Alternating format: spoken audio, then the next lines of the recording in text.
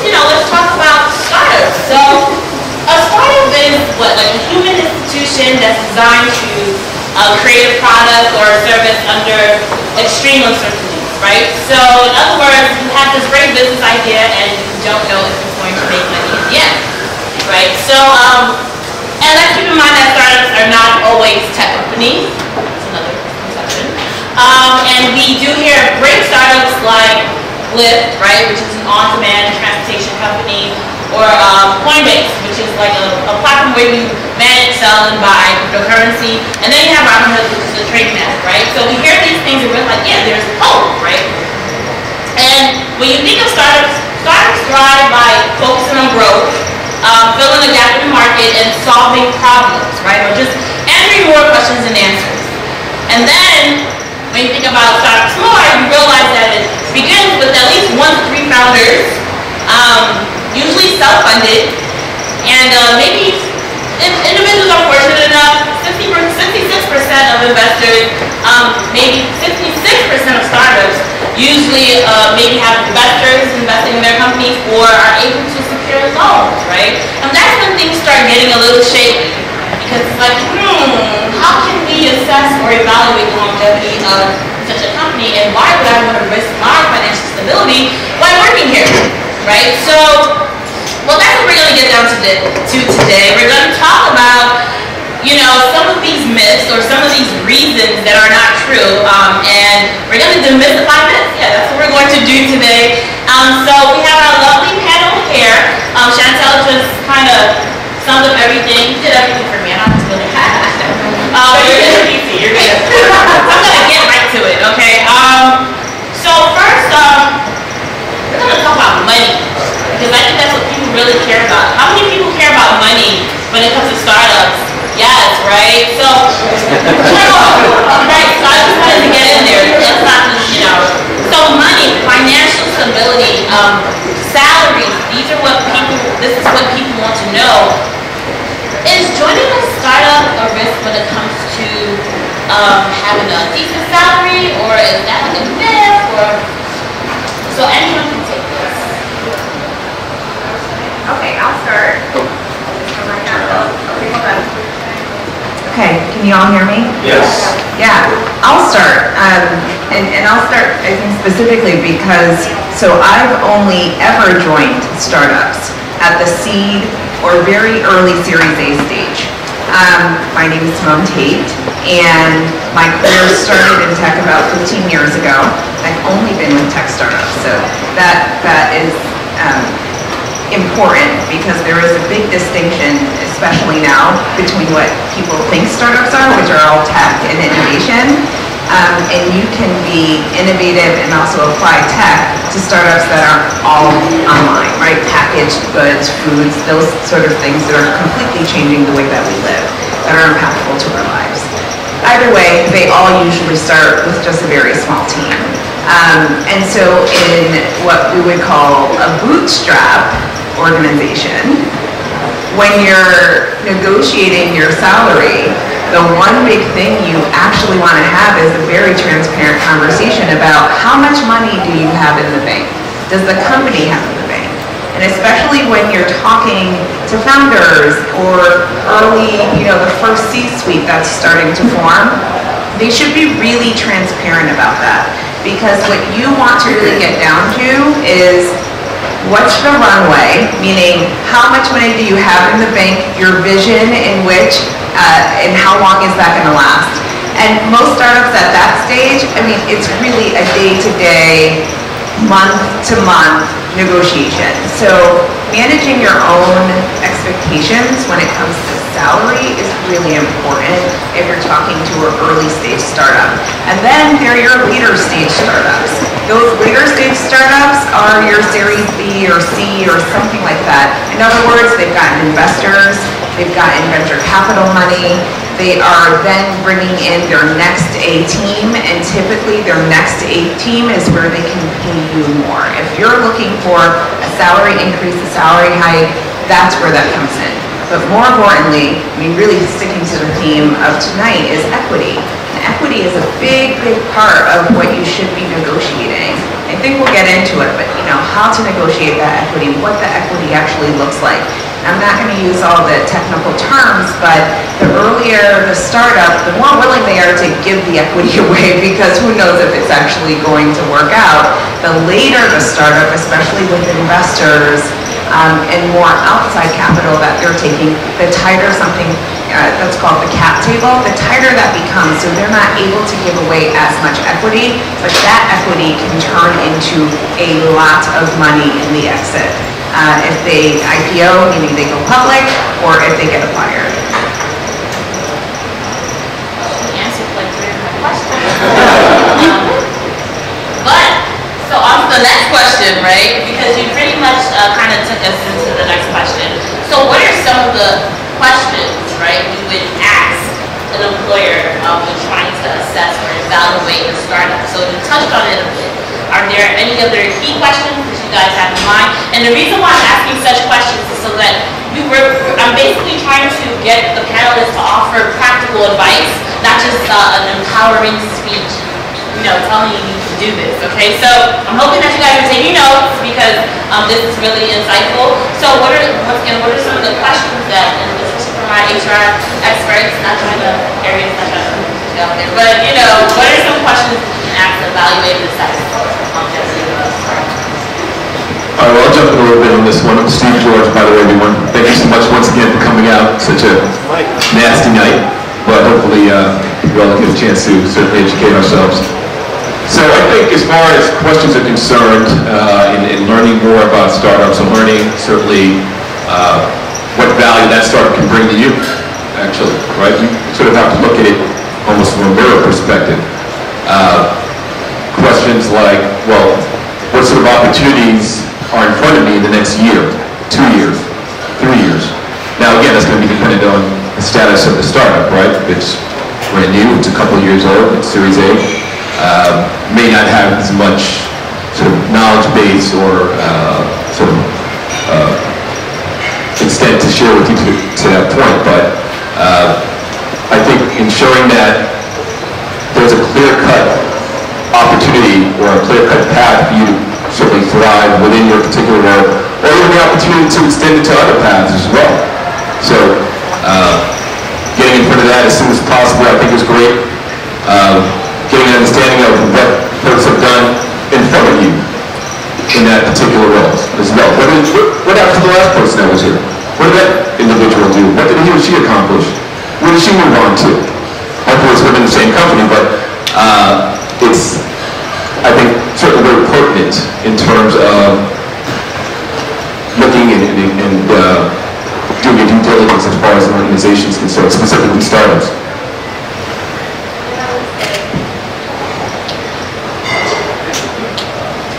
I'm Melissa Lockhart.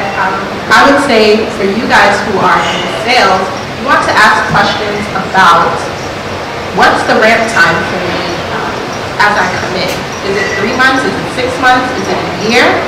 Different companies are going to have different lengths of sales cycles, and if that's the case, then you want to know what does that mean for your commission. Are they going to offer you a draw to make up for the time that you won't be earning commission? Is that draw recoverable? Not. Those are questions that a lot of people fail to ask in the beginning, and then 4 months down the line, you're like, oh, I'm not making commission. How am I going to pay my bills? So those are things that you want to pay attention to as well.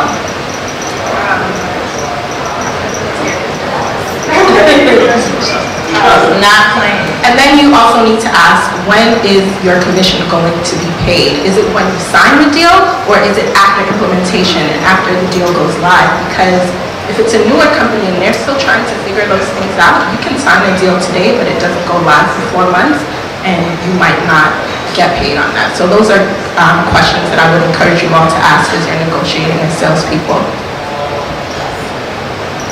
Thanks for having us. Harry Ford, I work at LinkedIn. I would say one thing that I've used is asking about what is your short, medium, and long-term strategy, and seeing if they're able to articulate it and present it to you in a cohesive way, because that's the first sign of saying, hey, look, does leadership have it together, and does it not? And then also, investors are going to be heavily involved in the direction of the company. So asking, how does your strategy differ, if at all, from the strategy of your investors, and how do you work with them, right? Because whenever you do that, there's examples that you can go through. Whenever you do that, though, it really gives you delineation between the two, because it's not always the same priorities. The leaders of the company, they're there working with you every day. Investors working off in a different far-off state. They see numbers, they see revenue run rate, etc. So it's not always going to be aligned.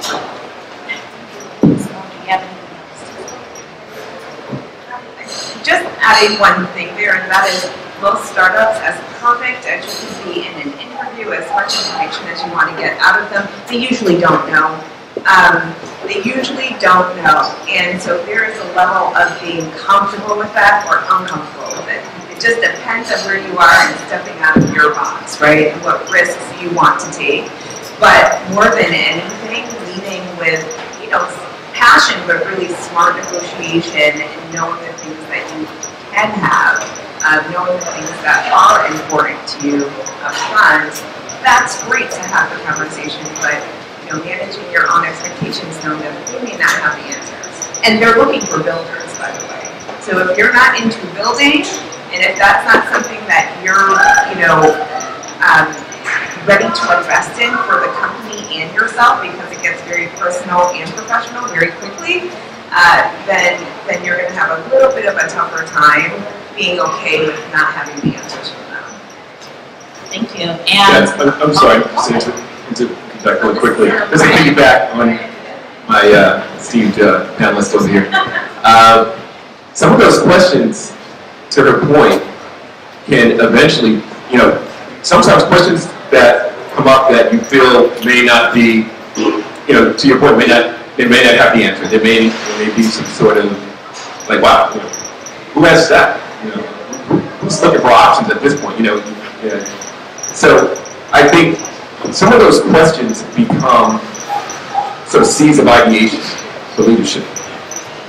Those types of questions show to them, even though they may not have the answer, or uncertain, or just taking the information as it comes and just putting it in a computer, what have you, it sits in the back of their minds. I know as a recruiter, someone asks me a question I have no idea about, or I'm uncertain about, or I think it's smart nonetheless, it's intelligent, I'm going to remember that individual. It's going to distinguish him or her from the pack. So, regardless if you get the right answer, the wrong answer, or some sort of in-between answer, or no answer whatsoever, it's impactful in that way as well. yeah, this is definitely important because I tell my clients this all the time. Everyone's so focused on having a well-crafted answer to all questions, to any question, right, during a job interview, forgetting that sometimes the questions that you ask can make a huge difference between you and other candidates. So I'm really glad that you touched on that, and I hope that you guys know, because if you can just craft out a list of like really great questions for a job interview that you probably have, that'll be a great way to prepare for it as well. So that's something that a lot of people underestimate. So thank you for that. I also want to talk about, when you think startups, you think maybe like a bunch of young 20-something-year-olds, right? And we have individuals who are, 35 plus, 40 plus, 50 plus, who want to join startups as well. And so I want to ask you guys a question. Is that the scenario? Is that how it really looks? There's a bunch of 20-something-year-old white guys working, or is it completely different? Or is every situation different? It depends on where you are. So my first startup I think I was 28 or 29 years old. I was one of the oldest people in that space. Most people were 22, 23. I'm at a later stage startup now. We have bigger deal sizes, and we're looking for leaders of industry to join our team. So someone who's led a team for 15, 20, 30 years. So now I'm on the younger side of the scale. So it really just depends on the company. But I would say go to LinkedIn, scroll through, the people who are there, Right. see what they look like. LinkedIn. Oh, well, Absolutely. All you guys update your profiles tonight. Did someone get that As you said, update your profiles. My last two roles came from someone reaching out to me on LinkedIn, not me applying to any job. So that's important. Yeah, just to build off of that, it's obviously to get into these startups, you want to utilize your network, you want to work in that way, but regardless if you come in young or come in old, you're going to have to continually hustle and iterate on what you're doing because the company's going to have to continue to build and you need to be part of that building process. And the second that you just get comfortable, maybe you're not contributing as much as you once were, it's going to be noticeable because it's not a company of 10,000 people, it's a company of 10, 20 people, etc. So something to keep in mind as well. I like to know my audience, so a little interaction here. Who currently is at a startup? Okay. So the good majority of the room are not at startups. The people who are at startups, are you in your 20s? No. Yeah. Who's not in their 20s? Yeah, that's actually pretty equal. And the reason I point that out is because it's no secret. We see a lot of tech coming forward in many of the movements now. YouTube, for example. And most of what is happening in Silicon Valley, that being in California, we call here New York Silicon Valley, it is still really young. But you have people like me, I am far out of my 20s.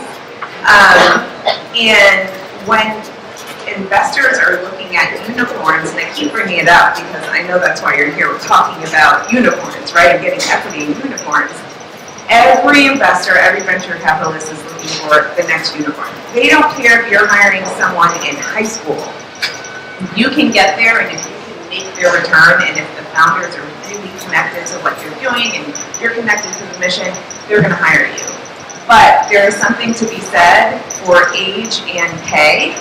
And so you'll see a lot of startups hiring younger and right out of college because there is, think about yourself when you were 22, what you were making then, and probably if you're 32 now, right? So there's just a direct correlation sometimes, despite things that might happen in life, but there's a direct correlation to age and also economy, so what you're making in your lifestyle. And it's not always a straight shot up. And another thing, there are plenty of people, most of this room is actually not in startups. If you're thinking about it, even today, you may take a pay cut, but you are gaining other things like, and I'm sure you can probably speak to this, but like the opportunity to climb that career jungle gym, and you may not be getting that, promotion at the job you're at now, or you may not be challenged at all. And you want to make that change, and you want to go to a startup so you can feel impactful really every day doing something that your work matters in a different way that it does today. You're probably... I'm going to give you No. all the questions that I worked so hard to craft. No. Okay, I'll stop. She's sitting here, she's even concluded the sandwich. Thank you so much. But no, we appreciate it because it's really good, right? This is a great panel, you guys. We have like real information, so we appreciate all the information. I'm taking notes mentally as well. So, I felt like someone wanted to add on to some note. Well, okay, so one more question so if you notice, these questions that I've been asking you guys is to kind of just get a feel for the startup world and how it would be to work there, right? So we have one more question before I dive into my individual questions for each of you. So as far as hours, because I have had clients who have said there is no way I'm going to the job interview for a startup because I don't want to be sitting there working 12-hour days, right? So I guess I have two questions to ask you guys. So how did you, those 12-hour days, how did you push through? And did you always have 12-hour days? I may be over-exaggerating, but you get an idea of what I'm trying to say. Okay, I'm not exaggerating. Okay. Go ahead. I'll start. So, well, first and foremost, if you work for a startup, you will have a 12-hour day. Sorry, Don't be guys. confused. But I would say that On the 12-hour days, that's why it's important that you, one, believe in the mission of the company. If you're just at a startup and you're thinking dollar signs, which that's what everybody's there for, if you don't really believe in what the company's doing, it becomes increasingly harder the further you get into your tenure to actually just sit there and just like keep on grinding and working, because it's a constant hustle, particularly in sales, right? Because you're going to these corporations, these big organizations, who really are just like, why should I listen to you? And even after you get in there, it's a continual sale. So it's believe in the mission, and then getting more towards, are you always working 12-hour days? No, you're not always going to work 12-hour days. It's going to depend on what's happening with the organization. You know, sometimes the highs are highs, lows are lows, right? So there will be some days you have to work a lot, but then there's other days where maybe you don't have to do quite as much, and it's more relaxed. You don't have to sit in your chair till 5 p.m. There's some, teleworking involved. I know some people are concerned about flexibility, get tired of taking the train and going to the office. So how about that as well? That depends on your organization. It really does. I have a CEO who likes for people to be in the office. And so I've had, 10 p.m. meetings with him because that's when he was available in the office, and then still had to trek back to Brooklyn. But teleworking is okay when he calls on Saturday morning wanting something done. So, there are long days in startups. I won't even. You weren't too happy about that comment. No, Saturday morning. Saturday morning. Yes, we can telework. Yeah. Because he was probably off who knows where at that time, and Sundays. So there are long days in startups, and weekends, and nights, and yeah. Well, I can say there's quite a bit of balance, at least in my experience. There's been a balance of hours worked, right? You're going to certainly have X amount of hours doing, in a specific field, right? So whether it's Really, he's not coming in for discussion. Either here. Yeah. you wrote on the door. Right. Anyway, so certainly I think from my perspective, it's going to depend on the role to a certain degree, right? You get, as they say, the adage goes, you get out of it what you put into it. So, So yes, the organizations, if you have that passion, you have that drive, you have that commitment, go into it knowing, yes, there's going to be a situation where I'm going to put in some long hours. I'm going to jump on my laptop after dinner. I'm going to have to make this call from the train, or whatever the case may be. It's part of startup life. It's part of really positioning not just yourself, but obviously your brand and your organization in a better light. So again, it's all for certainly opportunities for you in future state. Long hours and every day, including weekends. Just like that. So that is, I think, typically the truth, and it really, and that is until you get to like Google status, and you ask people that work at Google, they're still doing that sometimes. The one thing that I want to share though, and I think this is incredibly important, is that tide is changing in terms of flexible hours. And thankfully it's changing because so many of like the bigger tech companies have got to make a better example for the smaller startups. And that's starting to happen, right? So one of my clients, they have work from home Friday for the entire organization.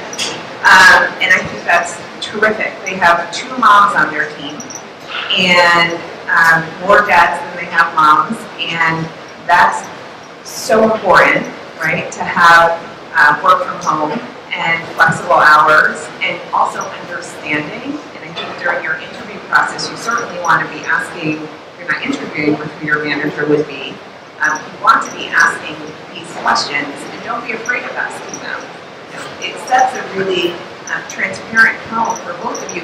And plus, interviews, you would agree, are 2 ways, right? You're vetting them, and they're vetting you. So you want to make sure that from a cultural standpoint, it's a fit. But yeah, long hours and every day. So, what we're getting from this whole discussion and this scary last topic that we discussed, thank you for all at 10 p.m. We're learning that it has a lot to do with who you are as a person, right? I don't think we think of that when we're thinking about what jobs we're going to apply to or what employers we want to work for. You really have to take who are you into consideration, what are you seeking out of this experience, and where do you want to get to maybe in 5 to 10 years, right? And if you think you're just going to pick up a job, but it comes to a startup, then you're wrong. But if this is an opportunity that you want to dive into so that you can gain invaluable experience that'll eventually propel you towards something greater in the future, then definitely take this into consideration. And so I'm glad that we're getting as real as possible. So now areas, boom, customer success, LinkedIn, right? And so, so areas, you do a lot. I have to even do research on what customer success is, because how many people in here are familiar with what customer success is? Okay, well, so areas, and how many people are not familiar? I had to do that for myself. Okay. So we see that I did some research on customer success, and I see that it requires a lot of skills in sales, product service implementation, and it clearly requires a lot of juggling, right?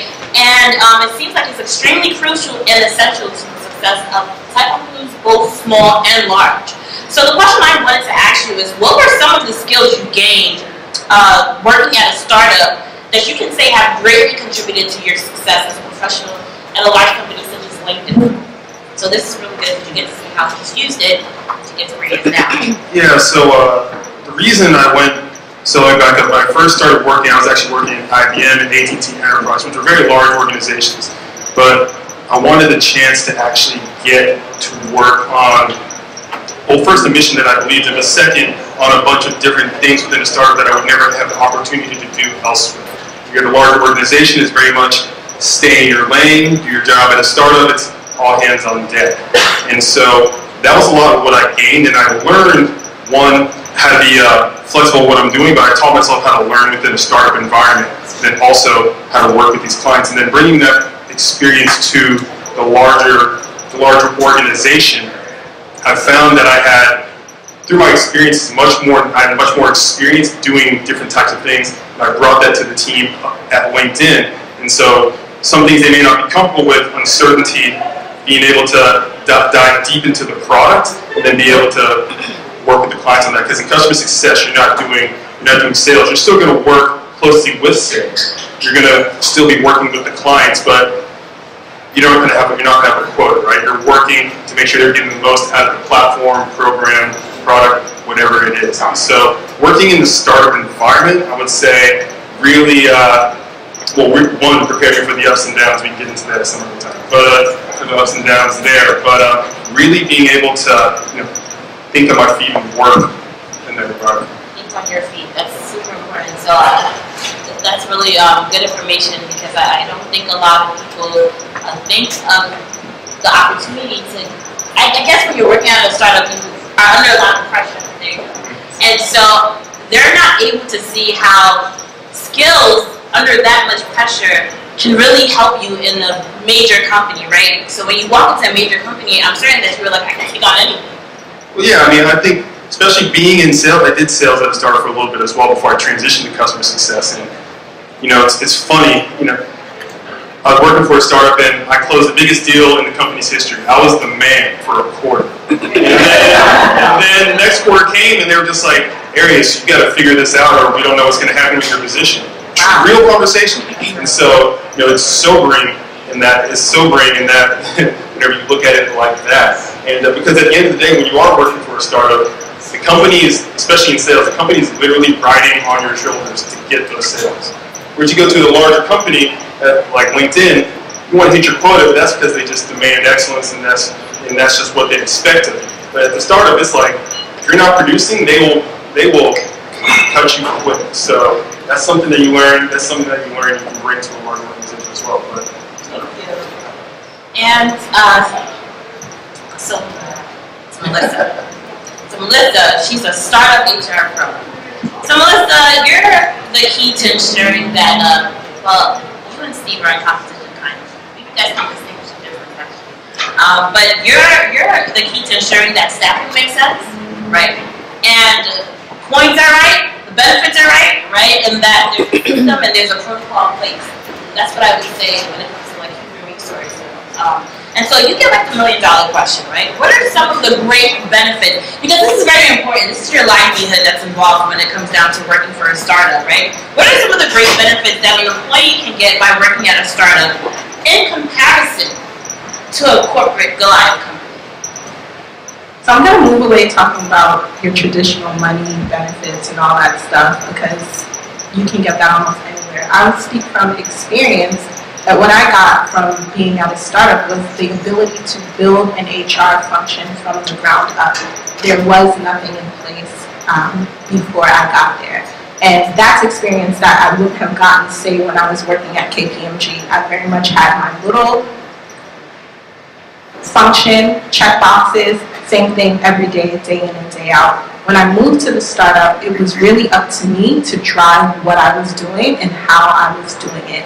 And that experience is what allowed me to move to another startup and have people calling me all the time because I've done things that my peers at larger companies wouldn't have had an opportunity to do, especially at my level. So I'm interfacing with board members, speaking with investors, telling them what I want to do, why I want to do it, pitching my work. And that is invaluable to me. It actually kind of echoes what Arian said in a different way. And so, but benefits. And I'm asking these questions honestly because people want to know. So even though like some people really want to know, and I'm basing it off of people that I've worked with, what are the benefits? And it may be typical, but are there any great perks? So maybe you don't want to talk about the typical benefits and the typical package, but are there any great perks that come with working for a startup? And so you can answer this, and this is something everyone else can answer as well. See, that's what people want to know. Right. Lunch costs money. Every time. You add up how much you pay for lunch. There is coffee, there is chips. She's gonna go. Okay, thank you. Okay, I think we get the idea of the food. But think about it, the expensive food in New York alone, the savings that you have when you put back in your pocket from not spending it for lunch, spending it breakfast in many cases, right? So that's a return. You never realize it. It's a return back to you. So I say lightly, but I also say seriously. Then there's the, depending on your company, there's the unlimited PTO. To take that to mean that you can just never show up to work because you're in sales, you still have a quota to make. And then there's the equity, the options that we've talked about before. I think that's the biggest payoff that you can get. There's risks with that as well, but when it pays off, it pays big. And I'd also encourage, you definitely want a place that's going to give you the perks, but don't be blinded by it. If they say, hey, we got beer every Friday, it's like, that's nice, but if the company's in a downward spiral, is that going to matter? And also with the perks, you do get nice perks like unlimited PTO and things of that nature, but it can be a trap if you're not careful. If you're not getting your work done, you have unlimited PTO, but that doesn't mean you can go take PTO whenever. That means everybody needs to be in the office, right? And so it's like you can't abuse the privilege. So you can't get blind. You definitely want perks. You deserve that, I would say, but you definitely don't want to be blinded by the life. I don't know what the term is.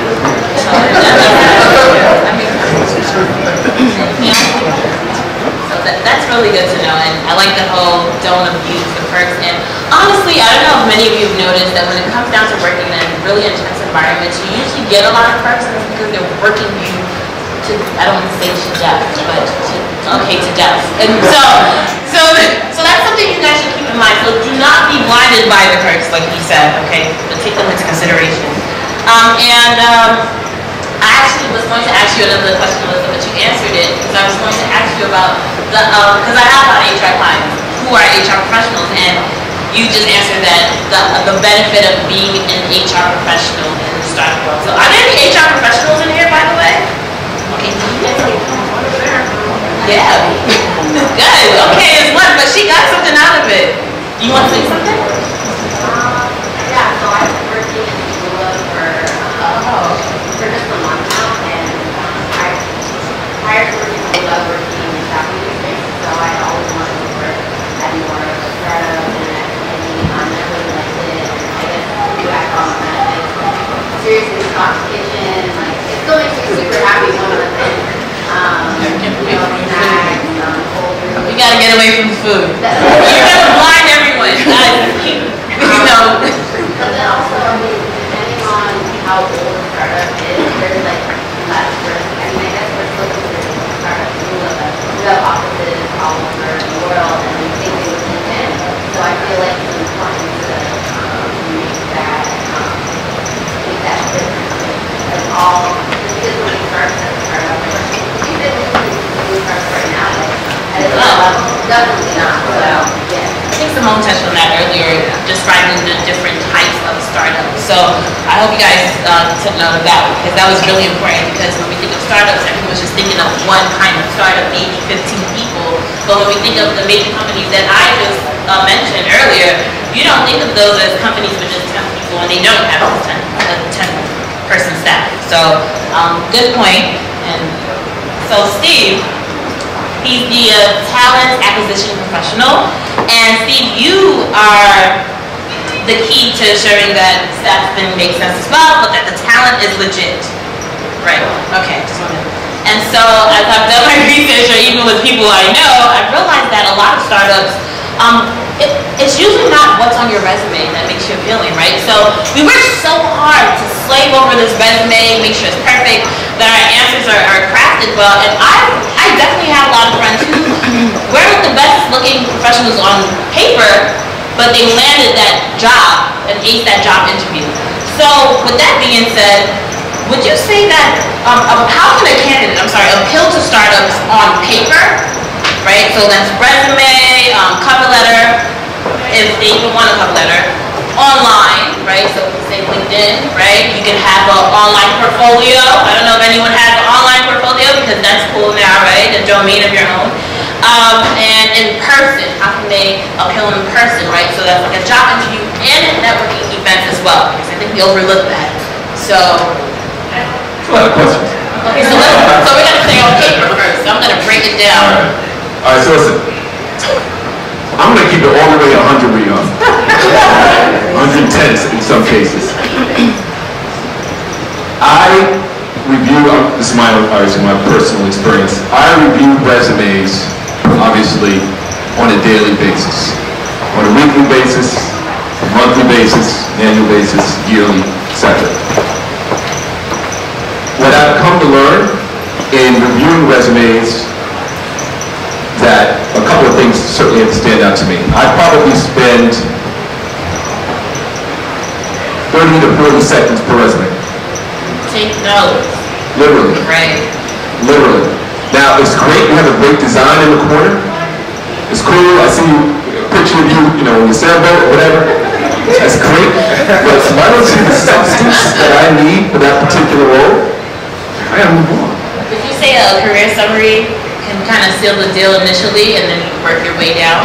I think so. Certainly it's going to depend on the role, right? I mean, I was into leadership level role. You're certainly going to look for specific points, bullets, experiences, skill sets.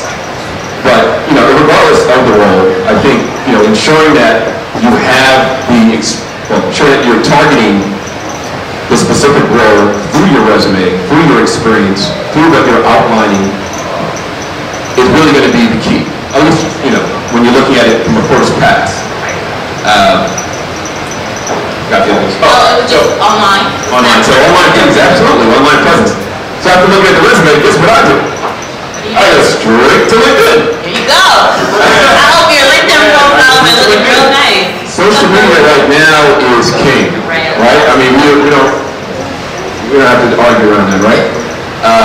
It's king. So I look at the LinkedIn page to see if it matches up in terms of experience. I look at that also to get a sense of certainly maybe other interests, organizations that he or she's involved in, any sort of additional information that perhaps the resume didn't share. Maybe I'm intrigued by the resume, not just yet, and I'll say, you know what, I'll check out the LinkedIn page, maybe, get a little more of a background on him or her. Maybe certain experiences that I might have missed might be on that page as well.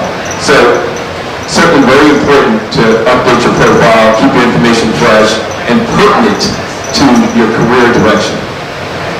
And the last one I got from Nora, it was in person. In person, Oh, so in interview person. and networking. Because Absolutely. if you're seeking an opportunity at a startup, networking may be a segue, right? Oh, absolutely, yeah. Certainly doesn't hurt to have connections, referrals. Doesn't necessarily mean that you have to have those. It can be looked at as a bonus, in certain degrees, in certain circles. I don't put too much preference in regards to referrals, just because, I'm more about, the function. I'm more about what this individual can bring to the role, what their experiences are, and past that, obviously, when we're in the on-site interview, what he or she brings from a cultural perspective as well, right? Does he or she fit into our specific, well, I don't want to say specific, but sort of our ways of working, is probably a better term. So, while the experience is great, while the background perhaps might be a good fit, at the end of the day, can you work with this individual? Do you see this individual working within that team?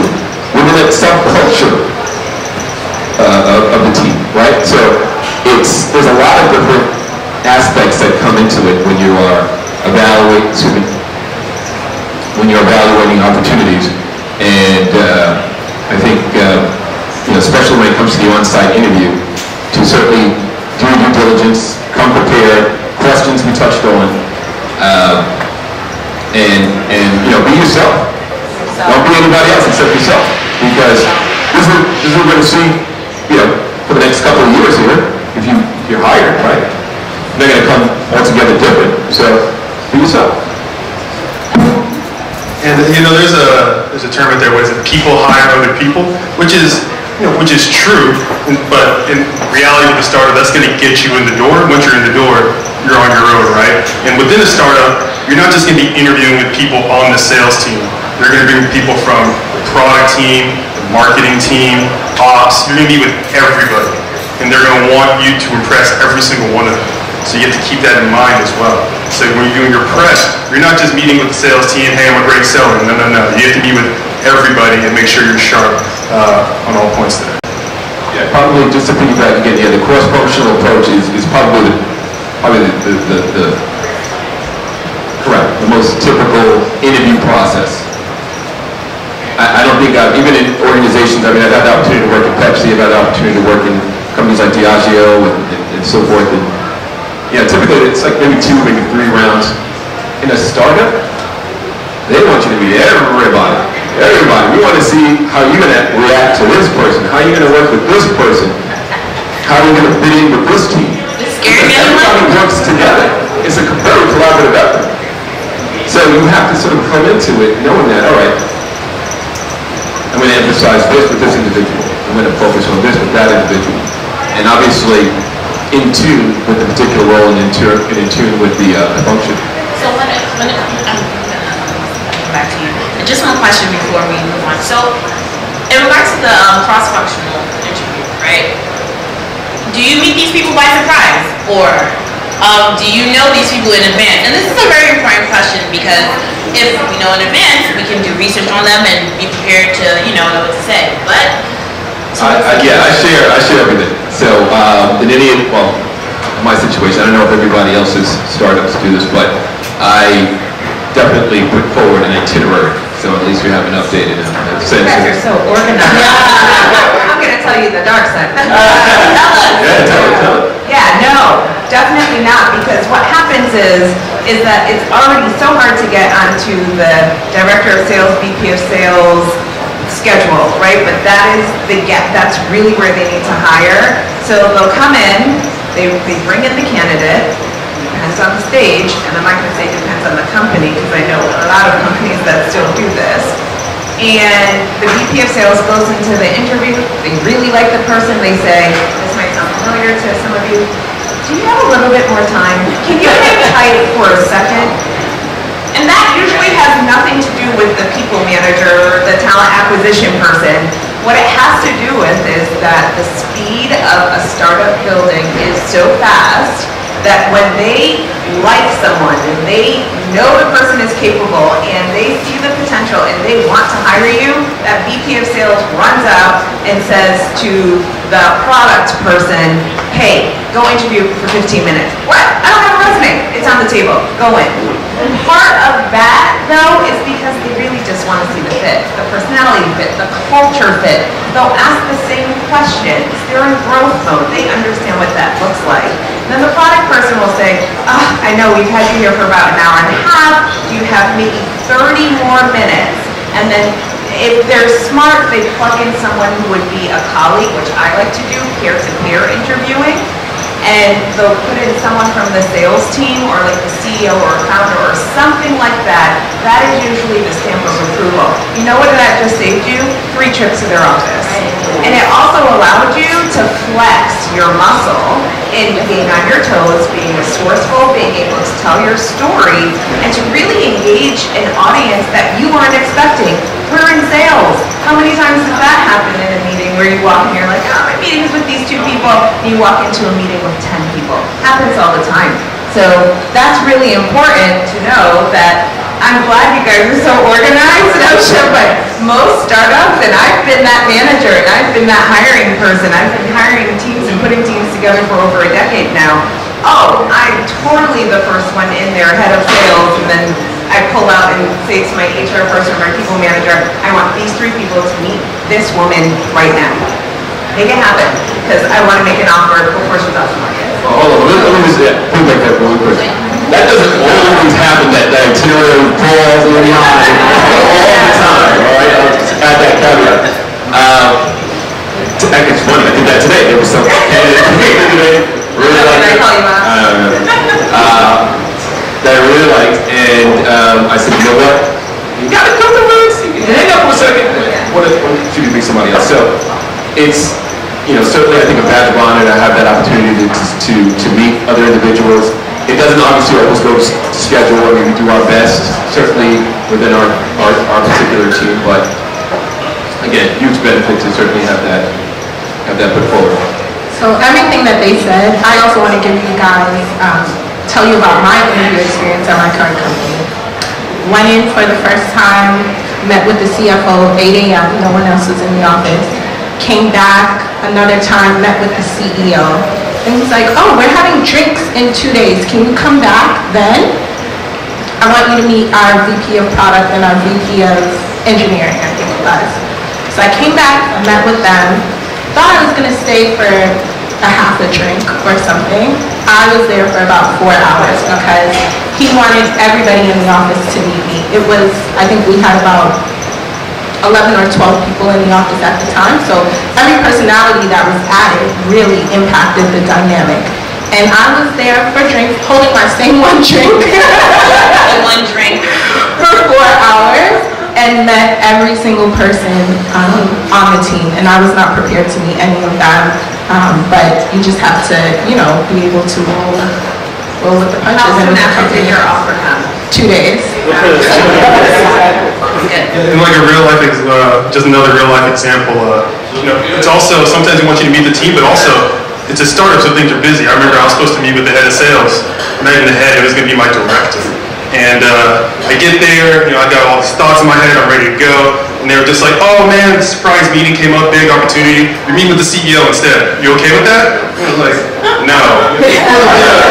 So then it ended up working out for me, but again, inside I was like, all right, let's go, but then, outside, exuding that confidence, making sure you're asking the same types of questions, because once you're in the door, they want to see, like they've all said, what kind of person are you? How do you respond under pressure? Things of that nature, whenever things aren't exactly how you think they're going to be, because, again, that's how things go in the start as well. So pretty much what we've gotten from this whole discussion, which is really good, is that the way you handle yourself at a job interview is definitely a preview of how you will handle yourself as an employee at that company. So keep that in mind when preparing for your job interviews. It isn't just about crafting responses, but it's about how you articulate yourself, how your behavior, laugh, weird, things of that nature. So this is real, right? I'm pretty sure you've met some candidates and you thought you're kind of weird. I'm not hiring you. So let's just keep that in mind, okay? And so, Simone, you've had over 14 years of experience, okay? And so the question I would ask you, and so you're like a guru, right? So we're gonna give it to you. I feel like Simone, you're setting me up. She needs a seminar, you guys. She needs a seminar, okay? Because I'm pretty sure you can do it. But the question I'm going to ask you, Chantel and I actually had an interesting discussion about you. Did you get your degree in sales? No. What did you get your degree in? Is there a degree you can get? I mean, you know what I mean? You know what I mean? Did you get your degree in anything related to what you're doing right now? There you go. That was what I was trying to say, guys. And I appreciate that you bringing up college because it's been a long time. You didn't notice you did. Very long time. No, I did not. I actually, all right. This is where, well, I was going to say, this is where the correlation between being humble and then also bragging, that's conflict there. But, so I went to an amazing school that I love, Lafayette College in Pennsylvania. And it was a liberal arts school with the liberal arts core curriculum, which meant that I could do really anything that I wanted. And I felt that way, and I felt really empowered to do that. Anyway, so I have a degree in government law, which is political science, a dual degree, actually, double major in English. And then I have 2 other degrees in women's studies and Black English studies is what we ended up calling it, because I had so many credits they didn't know what else to do with it. And most of my, in 4 years, I was in school year round. And so and the reason why I asked this question, and maybe I just realized maybe you guys can relate as well, is how did you get into this? Yeah. Because a lot of people are probably under the impression that they must have some kind of startup experience, if that even exists, to break into the startup world, not knowing that you can have a major in something else and that your degree doesn't define you or your future. Sure. So can you please share that story with us? Yeah, sure. If I could look everyone in the eye here tonight, we were just having a conversation one-on-one. The thing that I would tell you is figure out who you are, and that will lead you.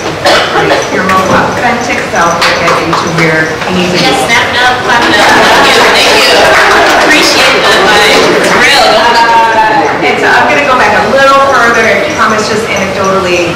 I grew up in Massachusetts. I'm first generation immigrant, so I was born here, but by the time I actually got to school, I have 2 older siblings, they were bringing like jerk chicken and rice and peas for lunch. By the time I got to school, I was in a private boarding school with like a salad bar, right? So, but I never lost my roots because my family was so tied to excellence. And what excellence meant for me by the time I got to where I was going, it didn't just mean doctor, lawyer, nurse, teacher. What it meant was that my parents really encouraged me and put me into an environment, because I was also a bit of a quirky kid. They put me in an environment where I could figure out who I was, if that makes sense. So by the time I got to pick the college that I wanted to go to, and the colleges that I wanted to apply to, it meant it had to be liberal. And so the core curriculum that I had at Lafayette allowed me to do that. And so yes, I have majors, I did have focus, but I was also traveling, and I was also, working full time. I had an internship every single summer, and I also worked during the school year. And I would say probably the first thing that put me onto the sales path, which I then ignored for a little while when I graduated from college, is that I had the most profitable babysitting ring you could ever think of in the 4 years that I was in college. My father got very ill my freshman year. I was a really sheltered kid, did not really understand finances at the time. And I understood them real quick when my mom said to me, so we gotta figure out how to pay for your books. And I like quickly got into action and started to become the on-campus babysitter for professors, etc. And then I created a circle of women so that I could give them jobs, and then I took a revenue share on that. Does this sound familiar? Anyway, the point is that I gave back to the community in a way that I didn't really identify as sales. Graduated, went to Fortune 500, worked for Saks Fifth Avenue, crunching numbers for a couple of years. And what I couldn't get away from, if it's not obvious, is talking too much in meetings, was having too many ideas, was intimidating my manager, although I was at the very lowest of the totem pole right out of college.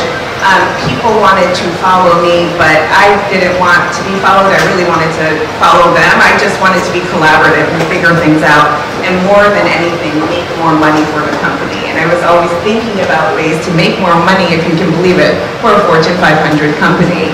And they weren't open to that innovation. They weren't open to that kind of, what I would say was like baby leadership at the time. And an alum from my school, you know, I was at a networking event, which is so important, keep networking. I was like, why don't you think about going to like a digital online media company? And I go, because I couldn't explain that to my parents. They don't know what that is. It's hard enough for me to tell them I'm in retail. They think I'm selling clothes every day, which is very profitable and honorable. But I wasn't. I was doing the work that I could have done on Wall Street, getting paid 3 times, you know, what I was doing. But, you know, I just said, I was like, you know, I'm open. I'm open to having the conversation. I think that's very important. Be open to having the conversations, and not be too self-conscious, right? And I did. I went into my first startup, named Spa Finder, that then turned to Spa Broker, that just recently sold for, I think, $320 million, which I had equity in. So, later, I have a check coming, but that was my entree into sales. And by the way, into sales that I had no idea what to do. And last little bit here is that, no, what I went to college for, the degrees that I got have really nothing to do from a degree standpoint with what I do today. I'm not a lawyer, but it has everything to do with what I do today, right? Because I was able to, you know, figure out myself along the way. And then I stuck to what I was good at, talking a whole lot, negotiating, making money, leading people. Awesome. We're going to wrap up real soon. You know. So Sister in Sales is a platform for women of color, right? So we do have to take that into consideration. So when it comes, me and Chantal actually had this conversation that when it comes down to our community, a lot of us have a tendency to attach our identities to the names of our companies or our jobs, right? And so I'm pretty sure we've come in contact with associates who like to boastfully brag about where they work, so. But in reality, you're just a number in the organization, right? When it comes down to like a startup, you're actually, you have your value, you're appreciated, and it really boils down to what are you seeking, right? So if you join a startup, stop focusing on the name of the company and focus more on the experience that you can gain. And if your goal is to obtain financial security, and as you can see, she's getting a check real soon, then you can do that as well. But you know what your strengths and your skills are, and you know the experience you want to gain, and you really hone it, right? Eventually, that will take you somewhere where you can obtain that financial security. So keep that in mind. But the question I really want to ask is, we did discuss how men and women of color, and I actually looked at some publications and did some research too, are risk averse, and they really don't want to take the risk of diving in because they're not sure about what may happen. So what is some practical advice that you can provide to men and women of color who are interested in breaking into startups?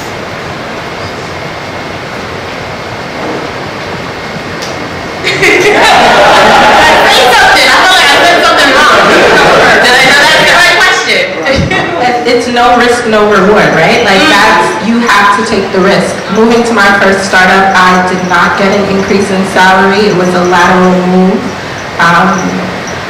But what I gained in experience, I was able to make up for it in salary later. And I luckily had the flexibility to do that. I know that's not what everyone's story and situation is, so you really have to pay attention to where you are, because it makes no sense to go somewhere and take a cut and be struggling for the next few months, because that will affect your job too. But you really have to assess where you are in your life, and if it makes sense, then you can do it. It made sense for me at the time. Risk and reward. Well, absolutely. If I have to share something to take away from this, I would say, network. Put your network, put your folks, put your connections to work for you. It's so important, especially, in the startup space. It's, I think, most beneficial when you can connect with someone with an organization who works within a startup, who you may not be familiar with. However, it's a great opportunity to connect with that individual, learn more about it, do your due diligence, take that information, and move it forward as far as your career direction is concerned. So, ensuring that you are, and not just using your network, continuing to grow and expand it. Don't get stagnant, Grow and expand it. You should have like 10 LinkedIn connections every day. Get off of Instagram, guys. It's true story, right? Yeah, I would say two things. One, I definitely agree with being comfortable with risk. I joined the seed stage. I think I was telling you guys earlier, I joined the seed stage startup. They're like, Aries, want you to build out our customer success function. It's going to be great. We're going to be billionaires. I was like, I'm in. And so 3.5 weeks into the job, CEO is just like, gotta let you go. Board's not happy. Board's not happy. You gotta start over, essentially. It's real risk. But then also know that at a startup, your work is going to be so visible. Your work is going to be such a big representation of who you are. At a larger organization, I would say you could get away with doing the job, just doing nothing. Or doing nothing. But doing the job and getting away with it. But at a startup, they want people to overachieve. So know that whatever you make a presentation, put that on the table, everybody's going to see it. It's not just going to be your boss reviewing it with you. And on another point of that is, it's not going to be an environment of asking permission to do things. It's just like, if you have a good idea, do it. Then you have to present it. But if you're going to do it, make sure it's right. There was one time I tried to present to one of the leaders of the company. I blocked off his time. I was just like, I have a good idea. This is it. And he was just like, great. How are we going to do that? What thought have you put into this? And I had absolutely nothing. I had nothing. And he was just like, try not to do this again. And just hung up. And then he walked out of the room. And it was gut-wrenching. But I learned a valuable lesson. That day. So those are a few things I would say. Oh, thank you guys. We're wrapping up. Oh, someone else? I would say, okay, fine. Look, I might not be invited back for saying this. It's the truth. Get comfortable with failure. You are going to fail so much, and I just said this weekend at another speaking event, and I'm going to say it even more. The question was, minorities, people of color are adverse to risk. Risk comes with failure, but it also comes with success, right? And so you have to fail, and if you haven't failed in life yet, personally or professionally, get comfortable with it, because failure does all sorts of magical things. It builds grit, it builds resilience, so fail 1,000 times, get up 1,001 more times.